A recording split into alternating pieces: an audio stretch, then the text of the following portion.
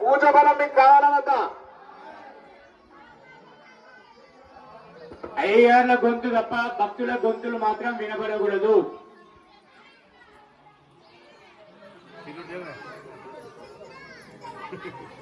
అయ్యగార్ల గొంతు తప్పించి మీ యొక్క గొంతులు భక్తులందరూ కూడా ఎవరి గొంతు మాటలు వినబడద్దు. అందరూ కూడా నిశ్శబ్దం పాటించండి.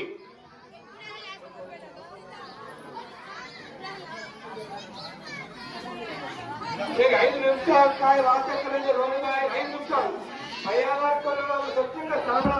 పూజా కళ్ళు కళ్ళు కళ్ళు కాయ కావాలి కాయ కావాలి కదా.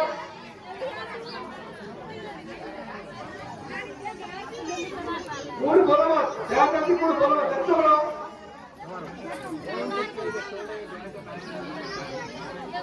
మేము ఇన్ని సార్లు చెప్పినాము. ఆల్రెడీ ఇక్కడ ఉన్నటువంటి యూత్ యాజమాన్య కమిటీ సభ్యులు చెప్పినా కూడా ఎవరు కూడా నిశ్శబ్దం పాటించట్లేదు, మాట్లాడుతున్నారు. దయచేసి అందరూ కూడా మాట్లాడుతూ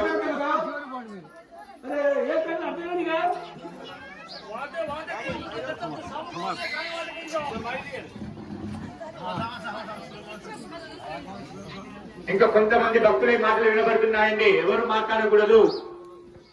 అమ్మా, ఈ హోమం ఎందుకు చేస్తున్నావు తెలుసా మీరు? ఈ పూజ బలం అనేటువంటిది హోమం అన్నారు రవినాయక్ గారు.